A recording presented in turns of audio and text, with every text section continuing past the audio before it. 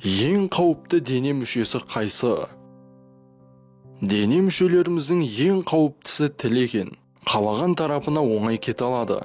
Хадис шәрифте былай делінеді: әр күні таңертең мүшелер тілге былай деп ескертеді: біздің атымыздан сөйлегенде Алладан қорқатын бол, жаман сөз айтпа, бізді отқа тастама.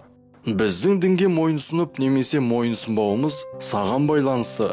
Сен дұрыс болсаң, біз де дұрыс боламыз. Сен бұрыс болсаң, біз де бұрыс боламыз. Көп сөзділікке берілген кейбіреулерді көргенде күрсінесің. Көп сөйлеу адамды жексұрын қылып көрсететінін түсінесің.